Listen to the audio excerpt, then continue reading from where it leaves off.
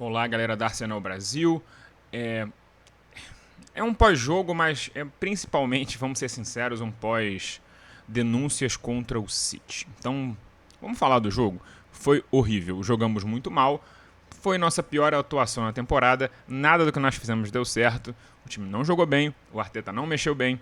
Tirando o Saliba e o Gabriel, eu não salvaria ninguém desse time.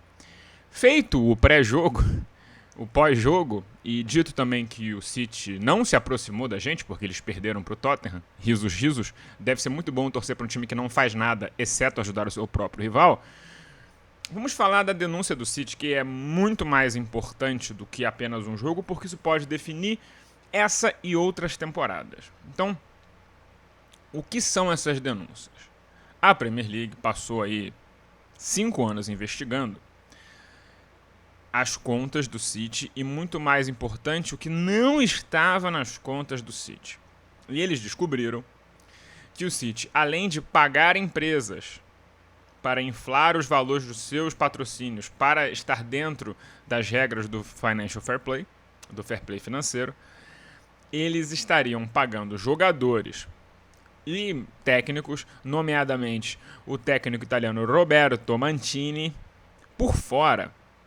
Como é que funcionava esse esquema? Tipo, sei lá, Mancini ganhava oficialmente, esse é um exemplo, a 100 mil libras por semana. Aí tava lá na contabilidade que não, seu Mancini ganha 100 mil libras por semana. Só que no contrato dele, ele ganhava esse salário e ganhava, sei lá, 7 milhões e meio de euros para tirar uma foto para ser o garoto propaganda de um resort em Dubai. Ou em Abu Dhabi, em Abu Dhabi. Então, isso é ilegal. E assim, isso obviamente torna o controle do que está sendo feito impossível. E aí que está o grande ponto disso. Não é que eles quebraram as regras, não é que eles gastaram mais do que eles podiam. É que eles esconderam de todos o tanto que eles estavam gastando. Não dava nem para saber o quanto eles estavam gastando de verdade. E isso é o problema central dessa história. Diferente da questão com a UEFA, que eles ganharam na verdade não porque eles estavam certos, mas porque prescreveu, as regras da Premier League são diferentes. O Tribunal Europeu de Arbitragem não está não tem jurisdição sobre esse caso, porque a Premier League não é diretamente ligada à Football Association, não é ligada à FA, ela é um órgão independente. Então, a questão é um pouco diferente e vai para outros caminhos, potencialmente envolvendo a justiça britânica, a justiça comum mesmo. E eu acho que ninguém quer isso, porque, para quem não sabe, processos são públicos. E quando você publica certas coisas, fica complicado. E aí tem uma série de questões que a gente tem que começar a analisar. Os fatos não são tão importantes quanto a política, porque tem gente que diz que esporte e política não se mistura, mas esqueceu de me explicar como é que um Estado-nação compra um clube para melhorar as suas relações públicas. Se os Estados-nações podem fazer isso, é porque talvez eles acreditem que futebol e política de fato se misturem. Eu sei que está horrível, o foco está no meu microfone, mas eu não vou ter como resolver isso. Então vamos lá. Vamos explicar aqui a questão. O Matheus sempre fala isso, que o Sheikh Mansour, quando dá entrevista, fala: não, é muito bom ser dono do City, porque isso ajuda a gente em tratados, em negócios. Porque as pessoas chegam pra mim e falam: e o De Bruyne, e o Agüero, e o Yaya Touré, e o Haaland, etc. Agora, isso virou ao contrário. Porque toda vez que alguém sentar com o Sheikh Mansour para falar alguma coisa, fala: putz, e aquela investigação lá, hein? Pô, o que aconteceu? Pô, e vai acabar? Vocês vão sair do City? Isso vira um ponto de conversa extraoficial negativo para eles.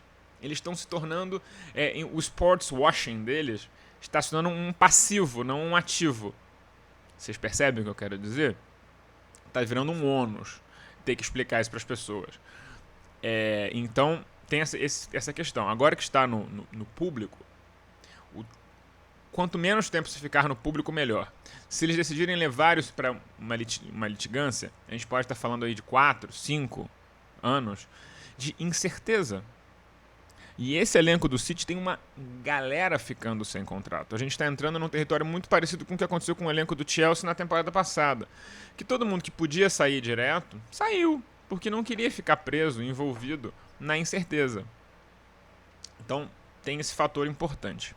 Então, o City tem um interesse grande que não se descubram exatamente a extensão do que eles fizeram, porque os documentos, a extensão total, isso não foi descoberto documentalmente, né? Isso é descoberto através de formas indiretas de prova, com movimentações financeiras e tudo mais. Você vê que as coisas não fecham, mas, por exemplo, eles não têm o contrato do Mancini na mão para mostrar, olha aqui, fulano fez errado, tal, tanto de dinheiro. Eles sabem que aconteceu, eles não sabem o quanto foi pago. E aí, enfim, isso é uma questão. O City também não deve estar interessado na incerteza. E como isso afeta o elenco, isso certamente afeta o elenco. Não sejamos... não achemos algo diferente disso, né? Se isso não afeta o elenco do City, eu sou um maluco. É lógico que afeta, né? E a gente pode aí ver uma queda de desempenho, porque, por exemplo, Bernardo Silva já está com um pé fora. Agora ele está com 2 pés fora. Gundogan ficando sem contrato, brigaram com o Cancelo. É uma série de questões assim do elenco que, cara, como é que você atrai 10 pessoas se você não tem como nem garantir que você não vai estar banido da próxima janela de transferência, né? Isso começa a criar uma série de problemas para o planejamento do clube. Então eu acho que o clube vai querer ser punido logo, especialmente porque o Miguel Delaney, que é um jornalista baseado em Manchester, apurou que, de certa forma, a Premier League teria dito algo como: se vocês lutarem, vai ser pior. Se vocês quiserem lutar isso na justiça, vai ser pior para todo mundo. Vocês não querem que isso aconteça. O que isso significa, na minha opinião? É o seguinte, a gente pode chegar aqui a um acordo de multa, de limitação de inscrição de jogadores, de até perder ponto. Mas se vocês insistirem em lutar, a gente vai lutar para rebaixar vocês. E isso foi dito pelo Miguel Delaney, isso não é minha opinião. Eu estou apenas repetindo o que um jornalista muito bem conectado em Manchester apurou. Então tem essa questão aí. Então eu acho que o City tem interesse que isso acabe logo. Então eu acho que isso talvez, até o final da temporada, a gente tenha alguma resolução. Por causa desses fatores. Aí vem uma outra questão política importante. Por que isso está acontecendo agora? Porque o City pôde fazer isso por 9 anos e não deu nada. O Chelsea fez isso por 20 anos e não deu nada. O Newcastle está aí já começando a criar suas asinhas e, enfim, nada. Por que isso? Por que agora? Por que com o City? Então vamos lá. O Reino Unido vive um momento de instabilidade política muito grande pós-Brexit. No ano de 2022, o Reino Unido teve 3 primeiros ministros, né? Os primeiros ministros foram caindo e sendo substituídos por outros do mesmo partido. Nas pesquisas de opinião, se houvesse uma eleição hoje, o partido que está no poder, o Partido Conservador, provavelmente se tornaria o 3º partido do país, pela primeira vez desde a sua fundação. O Partido Conservador nunca foi ou situação ou a maioria da oposição. Isso é a situação histórica do partido. O partido nunca ficou em 3º lugar nas eleições, até porque o sistema eleitoral britânico meio que coloca uma situação onde é basicamente impossível que haja mais de 2 partidos fortes ao mesmo tempo. Na verdade, não haveriam mais 2 partidos fortes. A situação é tão dramática que haveria apenas um partido forte, que é o Partido Trabalhista Inglês, e o segundo partido mais votado seria o Partido Nacionalista Escocês, apenas porque eles têm domínio do eleitorado escocês. Eles não são votados fora de lá, e mesmo assim eles seriam o segundo maior partido, tamanha a lavada que os conservadores tomariam. Então, não é mérito de uma nova força política, é puro demérito deles. Eles estão em mais absoluto descrédito com a população. O país vive uma crise econômica muito grave, o sistema econômico deles era bastante sustentado pelo sistema da União Europeia, e sem a União Europeia eles estão em situação muito difícil. Não vou entrar em análises mais detalhadas sobre isso, porque não é o escopo desse vídeo, e não quero que isso vire um debate sobre... Enfim, sobre a política do Reino Unido, mas é bom salientar que o Partido Trabalhista Inglês seria o maior vencedor dessas eleições, ganharia de lavada, dos 500 e pouco assentos eles ganhariam mais de 400, seria uma maioria absoluta, e o líder do Partido Trabalhista não é uma pessoa querida pelo povo. Ele tem um índice de desaprovação alto. De 55% de pessoas desaprovam ele. Uma pessoa que nunca foi primeiro-ministro antes. O Keir Starmer nunca foi primeiro-ministro. Ele nunca teve uma grande posição de poder dentro do Partido Trabalhista antes de se tornar líder do partido agora. Então, assim, não é como se o adversário do Partido Conservador fosse uma pessoa extremamente carismática e popular. As pessoas simplesmente dariam uma punição nas urnas muito forte aos conservadores pela completa crise econômica na qual o país está envolvido. Por que eu estou falando isso? Porque é o seguinte: o futebol é um esporte mais popular do Reino Unido, sem dúvida, e o esporte da classe trabalhadora, que é o grosso da população e o grosso da indignação popular, né? Os populares de menor renda estão muito mais indignados porque o custo de vida subiu, porque a qualidade de serviços públicos caiu bastante lá, enfim, especialmente transporte, está uma situação muito ruim. Então as pessoas estão muito bravas, certo? Então, como é que você faz alguma coisa populista sem fazer nada? Você mete a mão no futebol.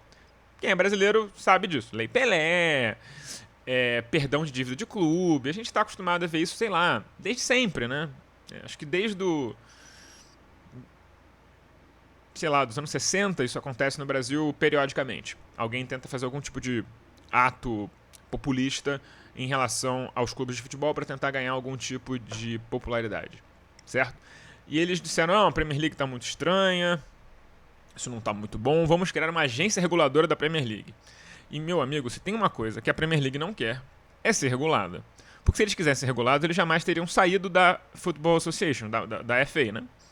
Então, assim, eles não querem ser regulados, e eles especialmente não querem ser regulados por um governo, até porque isso poderia gerar repercussões desportivas. Lembre-se que a UEFA, consequentemente, na verdade a FIFA, tem uma resistência muito grande a interferências estatais em clubes e federações e etc.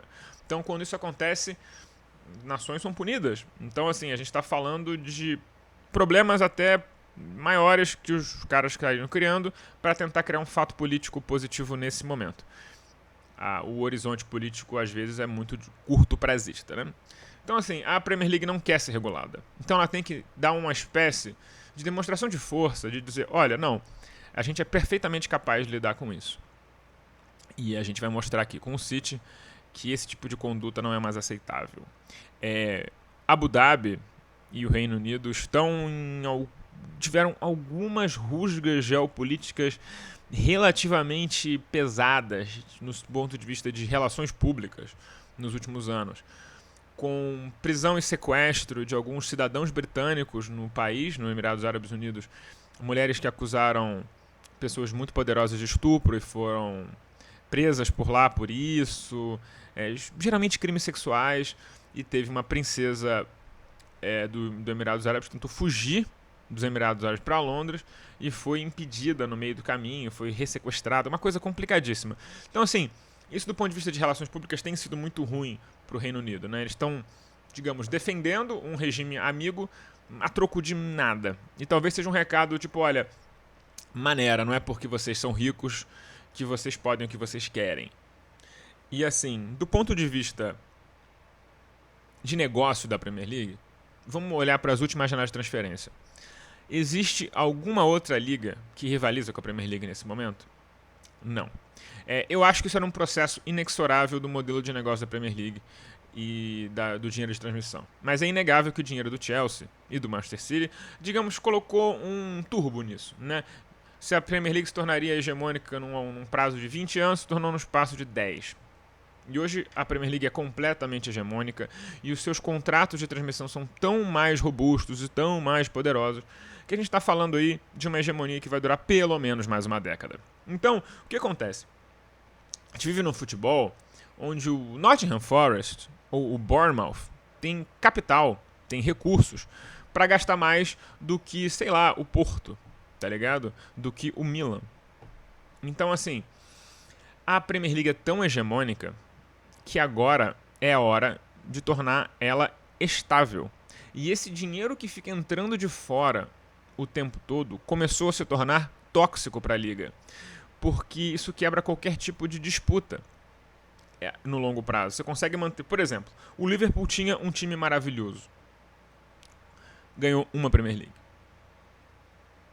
É muito difícil ganhar de um time que tem um Estado nacional apoiando ele por trás. Muito difícil.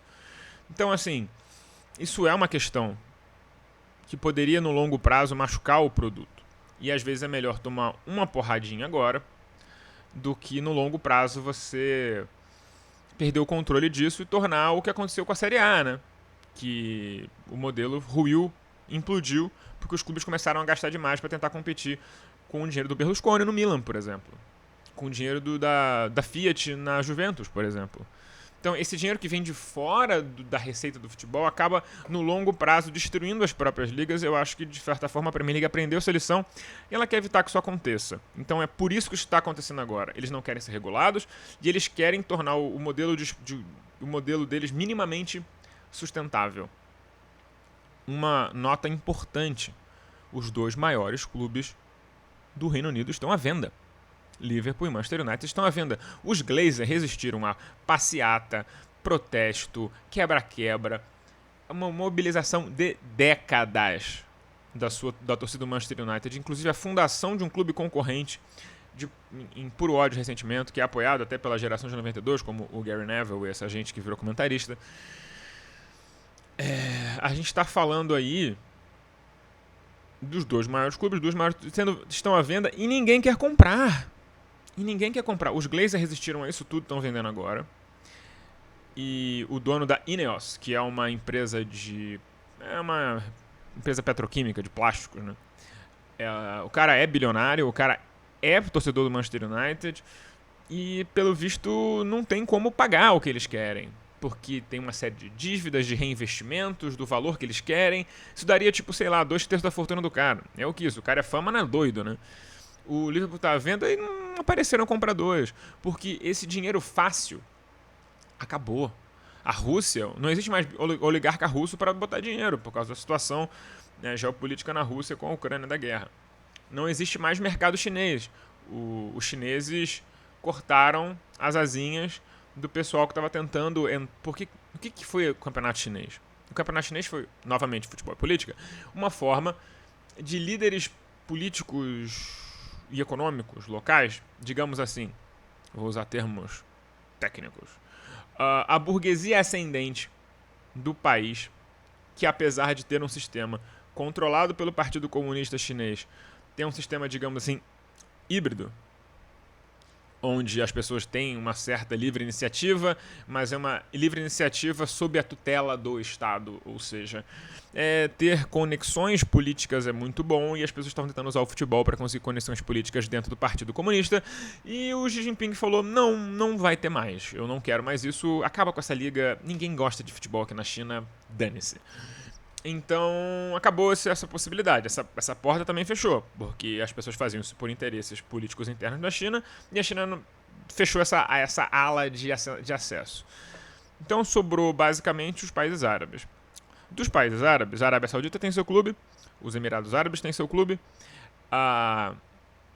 e o Catar tem seu clube, PSG. Certo? Certo. Então, quais países sobraram? Bahrein. O Bahrein tem uma equipe de ciclismo. Eles gostam de sportswashing, mas gostam de sportswashing barato.